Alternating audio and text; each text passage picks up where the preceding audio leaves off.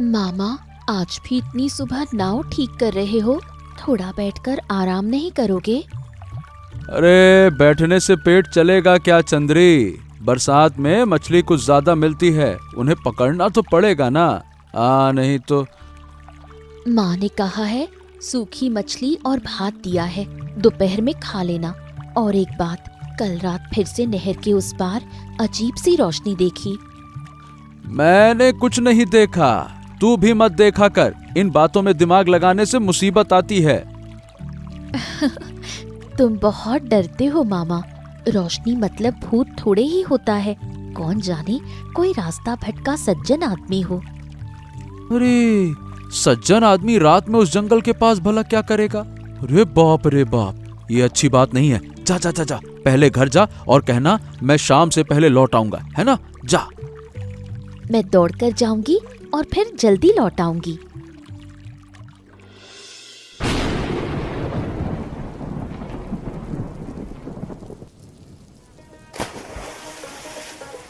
इस बारिश में मछली पकड़ने का मजा ही अलग है, समझी?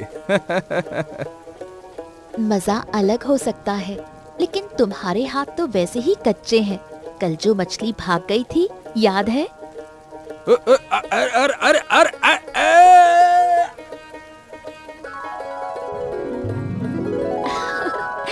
ओ मामा, तुम मछली नहीं पकड़ते, मछली तुम्हें पकड़ लेगी। इतना कांप क्यों रहे हो? शैतान कहीं की, नाव हिलते ही मेरा मजाक शुरू कर देती है। नहीं तो। मामा वो देखो, बरगद के पेड़ के नीचे कुछ काला सा है। कहाँ कहाँ कहाँ? अरे कुछ भी तो नहीं है। तुझे आंखों का धोखा हो रहा है। इस बारिश में आंखों में पानी पड़ जाए तो सब काला ही दिखता है। चल अब चुप कर, मछली आएगी।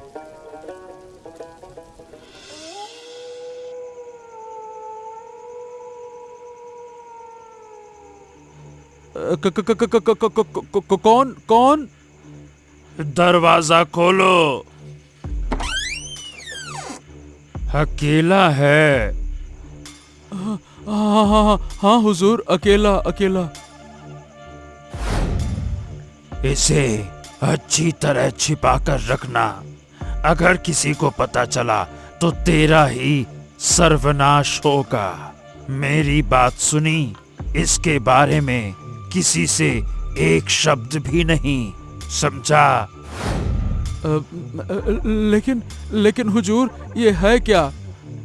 सवाल मत कर। 1 महीने बाद लौटूंगा।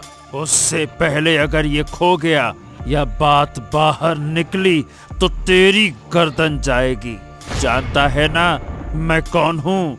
राजू, डाकू। बेवकूफी नहीं करेगा तो जिंदा रहेगा, समझा?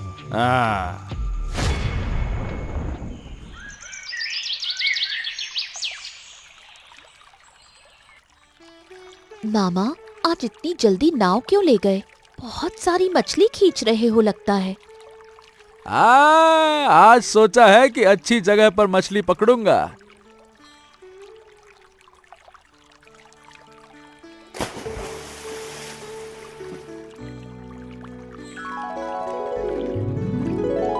ये क्या, इतनी मछली? आज क्या मछलियों का राजा तुम्हारे जाल में फंस गया? अरे बाप, सच में क्या? अरे आज तो किस्मत ही पलट गई। मामा, कल तक एक मछली नहीं मिलती थी और आज ये क्या चमत्कार! तुमने कोई टोना टोटका किया है क्या? अरे नहीं, ये सब छोड़ो फालतू की बात। अभी काम का समय है, दिमाग मत खराब करो।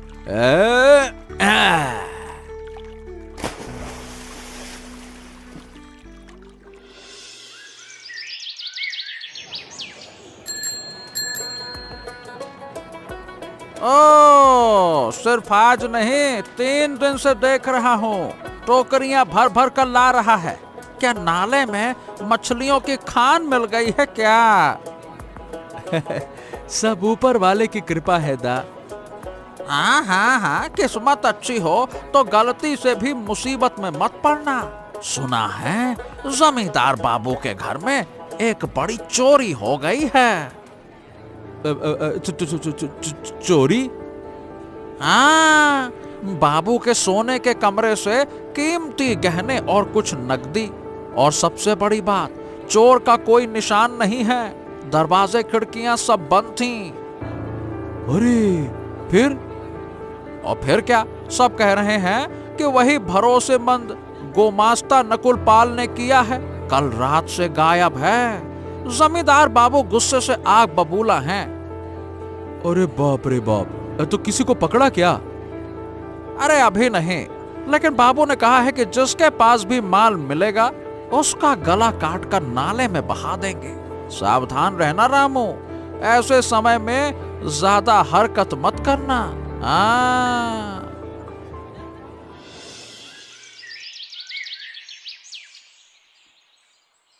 मामा, आज बाजार में गोवर्धन काका ने क्या कहा था? तब से तुम्हारा चेहरा सूखा सूखा लग रहा है। अरे कुछ नहीं, वो बाजार की बातें थी। कुछ नहीं? तुम तो शाम से एक ही जगह ताक रहे हो, वही हमारी छोटी सी झोपड़ी नाले के किनारे।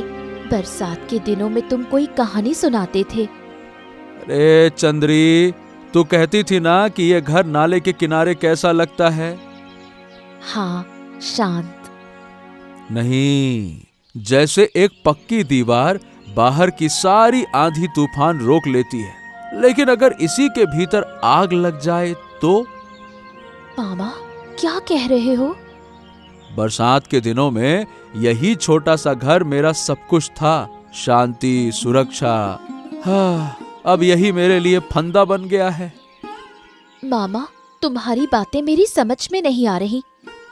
हाँ, कुछ नहीं बेटी, तू घर जा। आज रात मैं थोड़ा बाहर घूम कर आऊंगा। जा जा, घर जा। दरवाजा खोलो।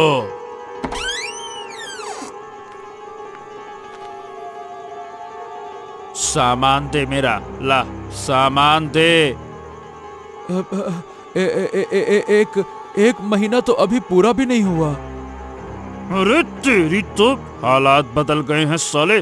दे दे, नहीं तो अभी तेरी गर्दन अलग कर दूंगा, खत्म कर दूंगा तुझे, समझा? ला सामान दे। हाँ हाँ हुजूर, ये बताइए, ये आपको मिली कहाँ? क्यों जानना है? तेरी जान की कीमत कम है क्या? नहीं हुजूर, लेकिन बाजार में अफवाह सुनी है कि जमींदार बाबू का माल चोरी हो गया है। जमींदार बाबू के गहने, यही सुना है ना तूने? हाँ हुजूर। ये जमींदार बाबू के नहीं है, ये उसकी बेटी रमाबती के हैं। बेटी के? हाँ, मैंने चोरी नहीं की है। रमाबती ने मुझे खुद दिए थे, भागते समय हमारे जिंदा रहने के लिए। क्या? ये क्या कह रहे हैं? मैं जमींदार की जमीन के एक सिरे पर रहता था। रमाबती बाग में फूल तोड़ने आती थी। बातों बातों में प्यार हो गया। जानते थे जमींदार कभी नहीं मानेंगे, भागने का फैसला किया। रमाबती बोली, सिर्फ थोड़े से नकदी है, बिना पैसे दूसरे देश में रहना मुश्किल है। इसीलिए उसने अपनी माँ के गहने जो जमींदार की तिजोरी में रखे थे निकाल कर दे दिए। क्या बात कर रहे हो? ये तो अविश्वसनीय है। उसने कहा कि पिता माँ के गहनों का हिसाब नहीं रखते, लेकिन गोमास्ता नकुल ने देख लिया। अब पैसे के बदले चुप रहने का दबाव बनाने लगा। मैंने उसे डराया, वो भाग गया, और अब सब मुझे ही चोर और गद्दार समझ रहे हैं। अरे तेरी! तो ये बताओ, रमाबती देवी अब कहाँ है? वो तो सुरक्षित जगह पर है। और सुन, तेरा काम खत्म रामू। तू कुछ नहीं जानता, आज रात की सारी बातें भूल जा, नहीं तो हुजूर, जमींदार बाबू और उनके आदमी वो सब कुछ ढूंढ रहे हैं। अगर पकड़ लिया तो? तो मेरी किस्मत, लेकिन रामबती उन्हें नहीं मिलेगी। अरे रामू, यहाँ किस हवा में आ गया? बाबू बहुत गुस्से में हैं। गोवर्धन दा, मैं सब जानता हूं मैं। हैं? क्या जानता है? मछली के दाम पर बाजार की शिकायत सुनने का वक्त नहीं है, चल जा यहाँ से। नहीं नहीं नहीं नहीं दा, चोरी की बात मुझे पता है कि चोरी किसने की और माल कहाँ है। हैं? क्या कह रहा है? सच बोल रहा है? क्या क्या तुझे नकुल गुमास्ता का पता मिल गया? नकुल नहीं, मैं राजू डाकू की बात कर रहा हूँ। उसने मुझे एक पोटली दी थी छुपा कर रखने को और कल रात आकर ले गया। वही पोटली आपका खोया हुआ माल हो सकता है। अरे तो तू कह रहा है कि पोटली अब राजू के पास है और मुझे पता है कि वो कहाँ है। उसने कहा था कि वो बरगद के पास में जो वो मंदिर नहीं है जहां कोई आता जाता नहीं, वहां आसपास रहेगा। बरगद का मंदिर? रामू तो अब भी अजीब है। वहां तो चमगादड़ और सांप के सिवा कुछ नहीं है। राजू पागल है क्या जो वहां छुपेगा? खैर, जो कहा है बाबू को बताता हूँ। लेकिन हाँ रामू, सही सही बता, सच बोल रहा है ना? झूठ निकला तो तेरी खैर नहीं।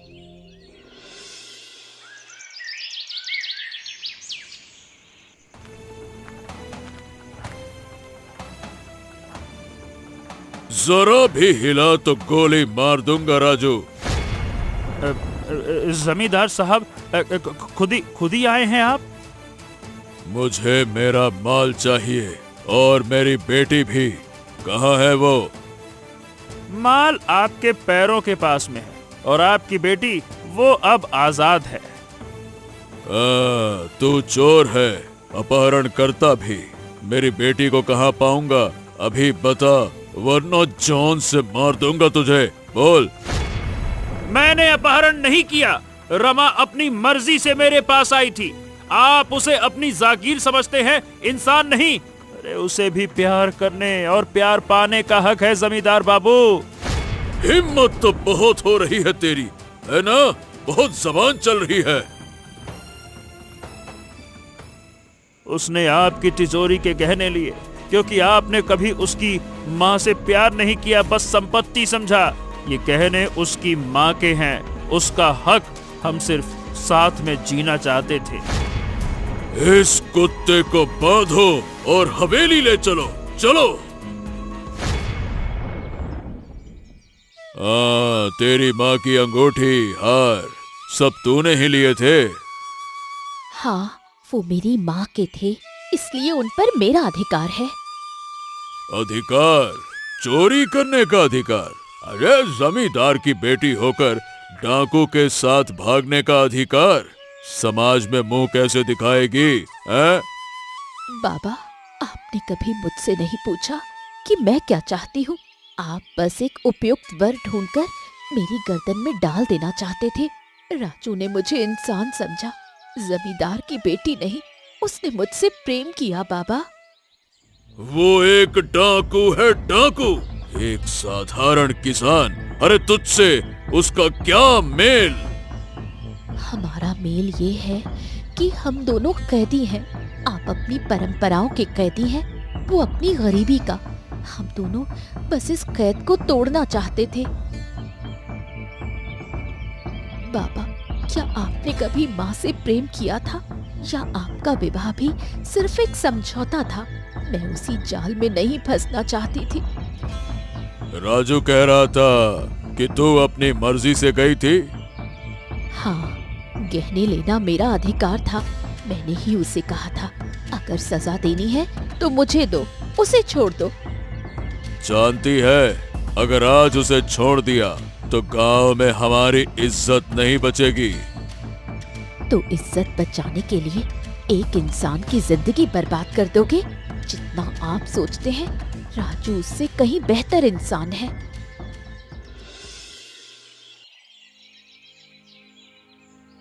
मामा, आप पूरी रात सोए नहीं। गोवर्धन काका ने क्या कहा? क्या उन्होंने उस डाकू को पकड़ लिया? हाँ, पकड़ तो लिया है। फिर क्या हुआ?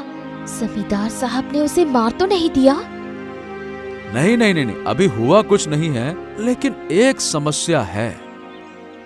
कैसी समस्या? जिस लड़के के भागने की बात की थी वो जमींदार साहब की ही बेटी है, रमावती देवी। तो राजू डाकू नहीं, निर्दोष है? अरे वो कोई डाकू वाकू नहीं है, वो बस एक साधारण आदमी है जो जमींदार की बेटी से प्रेम करता है, और मैंने उसे गलती से पकड़वा दिया, क्या बताऊं। लेकिन मामा, आप क्या कर सकते थे? आप अकेले थे, वो जमींदार है। अगर आप कुछ ना कहते तो वो आप पर ही शक करते। पता नहीं, अब लगता है कि अगर चुप रहता या पोटली नहर में फेंक देता तो शायद कुछ और होता। राजू भाग सकता था, रमावती देवी भी बच जाती। मामा, आप बहुत ईमानदार इंसान हैं। ईमानदार लोग हमेशा आसान फैसले नहीं ले पाते। आपने सोचा चोरी का माल लौटा देना सही है ताकि कोई आप पर उंगली ना उठाए। लेकिन मैंने भी कहां से मुंह खोल दिया।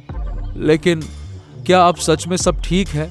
मैं तो एक प्रेम कहानी के बीच में दीवार बन गया, शायद किसी इंसान को फांसी की ओर धकेल दिया।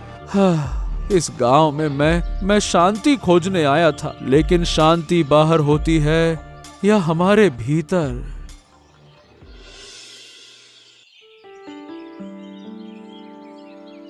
बाबू, 5 करीब मंडल और वकील बाबू लोग बाहर बैठे हैं।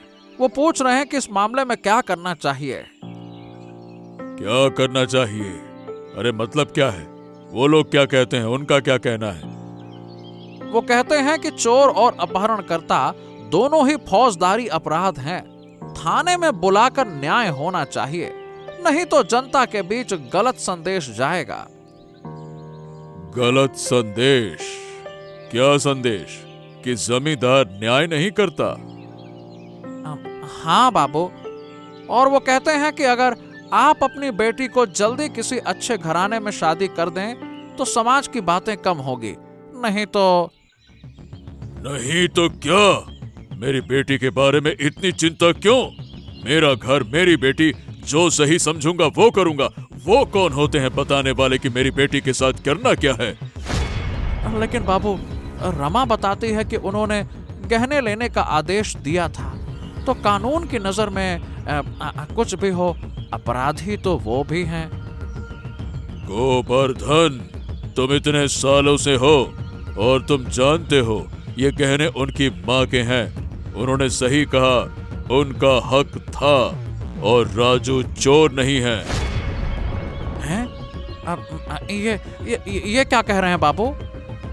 हाँ, उन्होंने भागने की कोशिश की और बस बचना चाहते थे। क्या मैं एक प्रेमी को फांसी दे दूं या अपने कुल की इज्जत के लिए किसी की जिंदगी का मूल्य चुकाऊं? हैं? हाँ, अब बाबू, आपका दिल जो कहता है वही करें, लेकिन इस फैसले के परिणाम आपको ही भुगतने होंगे। समाज बड़ा निर्दयी है। रमा ने कहा, मैंने उसकी मां से प्यार नहीं किया। शायद सच कहा, लेकिन क्या मैं अपनी बेटी से, उसकी बेटी से प्यार नहीं करता? हाँ। क्या यही कपड़ा है जो तुम्हारे बाजार से आया? हाँ, राजू गहने ले गया, लेकिन उसका लिफाफा रह गया था, मैंने उठा लिया। अब इसके साथ क्या करोगे? ये कपड़ा सबूत है। ये साबित करता है कि मैंने किसी की मदद की या विश्वासघात किया। अगर जमींदार बाबू जानना चाहें कि मुझे कैसे पता चला तो मैं ये दिखाकर बता सकता हूं। लेकिन तुमने नहीं बताया। नहीं, लेकिन इसे रखने से भविष्य में बताने का मौका रहेगा ना, और ये मुझे हर दिन मेरी गलती याद दिलाएगा। कहाँ जा रहे हो? हाँ, एक लिफाफा आया था जिसने मेरी शांत जिंदगी में उथल पुथल मचा दी। उसने राज की उलझन और दूसरों की जिम्मेदारी ला दी। मैं सिर्फ एक साधारण नाविक हूं चंद्रा। मेरी जिम्मेदारी सिर्फ मेरी नाव और मेरा जाल है। मामू, क्या कर रहे हो? मैं अपनी शांति वापस ले रहा हूं। चलो, खत्म। अब मैं कुछ नहीं जानता, राजू को नहीं जानता, कोई लिफाफा नहीं देखा मैंने, बस। तो फिर कल सुबह फिर से मछली पकड़ोगे? हाँ, जैसे पहले, लेकिन अब सच में अपनी किस्मत पर भरोसा रखूंगा मैं। हाँ, चलो। ओ चंद्रा, चंद्रा, अरे देख तो, आज देख, देख पहली बड़ी मछली। देख। देख रही हूँ, इतनी बड़ी नहीं, लेकिन तुम्हारी रोजी के लिए पर्याप्त है। हाँ, पहले की असाधारण किस्मत नहीं रही, लेकिन यही सामान्य है और इससे मन को भी शांति मिलती है। मामू, कल बाजार जाओगे? नहीं नहीं नहीं, आज जाऊंगा। जो मछलियां हुई हैं, बेचकर तुम्हारी माँ के लिए कपड़ा लाऊंगा। सच? माँ बहुत खुश होंगी। ओ रामो, जमींदार बाबू ने कल शाम को सभी को बुलाया है, तुमको भी बुलाया है। हाँ हाँ, ठीक है, आ जाऊंगा। डर लग रहा है मामू। अरे नहीं नहीं, अब नहीं, मैंने सब सच बताया है। अब जो निर्णय होगा मैं मानूंगा।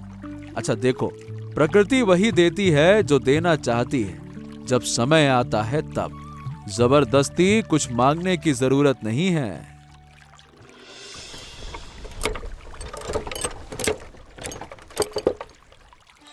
तो जमींदार बाबू ने बुलाया और अंत में क्या हुआ? हाँ, उन्होंने स्वयं मामला संभाल लिया। राजू को छोड़ दिया, लेकिन राजू को गांव छोड़ना होगा। छोड़ दिया? और रमा देवी? हाँ, वो भी जा रही है। कुछ दिनों के लिए कोलकाता में रिश्तेदार के घर रहेगी। मतलब शादी नहीं कर रहे, समाज के लिए? अरे जमींदार बाबू ने कहा कि समाज एक दिन बदल जाएगा। उनकी बेटी की जिंदगी एक है, उन्होंने अपनी गलती समझ ली है। और तुम्हें कुछ कहा कि तुमने मदद की? कहा, रामू तुम ईमानदार हो, लेकिन कभी कभी सच जान कर भी चुप रहना चाहिए, और इसके लिए मुझे कुछ पैसे भी दिए। ये देखो, लो, तुम्हारी और माँ की साड़ी के लिए। जो बचा है माँ को दे देना। लो। मामू, तुम खुश हो ना? अब सारी जटिलताएं खत्म हो गई हैं। देखो, ये छोटा घर, खाल का किनारा, यही मेरा संसार है।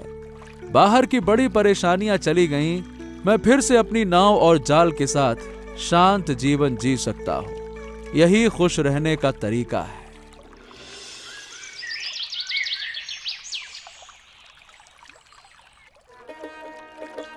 कितनी शांति है मामू, लगता है जैसे सारा तूफान थम गया। अरे तूफान थमेगा नहीं, यही प्रकृति का नियम है। बारिश आती है, बारिश जाती है, खाल का पानी बढ़ता है फिर घटता है। हमारी जिंदगी भी वैसी ही है। जानती हो, मैंने उस लिफाफे के बारे में बहुत सोचा। पहले ये अभिशाप जैसा लगा, लेकिन अब समझता हूं ये एक परीक्षा थी। परीक्षा? हाँ, परीक्षा कि क्या हम अपनी छोटी सी जिंदगी को कितना प्यार करते हैं। अनावश्यक बड़ा बनने की लालच में अपनी शांति खोना चाहते हैं या नहीं। वो जाल ज्यादा मछली दे रहा था, लेकिन शांति छीन रहा था। मामू, अगर उस रात तुमने दरवाजा ना खोला होता तो? सोचता हूं, लेकिन क्या फर्क पड़ता है। कोई और खोल देता या राजू किसी और को ढूंढ लेता। मेरी किस्मत यही थी। किस्मत बदली नहीं जा सकती, लेकिन उसे संभाला जा सकता है। कल क्या करोगे? वही जो रोज करता हूं। सुबह उठूंगा, नाव खोलूंगा, जाल डालूंगा, मछली पकड़ूंगा, शाम को बाजार जाऊंगा, लौटकर इस आंगन में बैठकर शाम देखूंगा। इस बरसाती दिन की खाल के किनारे यही तो मेरा राज्य है। यहाँ का मैं राजा, मैं मंत्री और जनता सब मैं हूँ। और मैं? अरे तू तो मेरी राजकुमारी है, जो कभी कभी आकर इस राजा को सांत्वना देती है। तुम भी इसी तरह सरल जीवन जियो, तो चाहे कितनी भी समस्याएं आए, समाधान मिल ही जाएगा। और हमारी ये कहानी आपको कैसी लगी कमेंट करके जरूर बताइएगा, और चैनल को सब्सक्राइब करना मत भूलिएगा। हाँ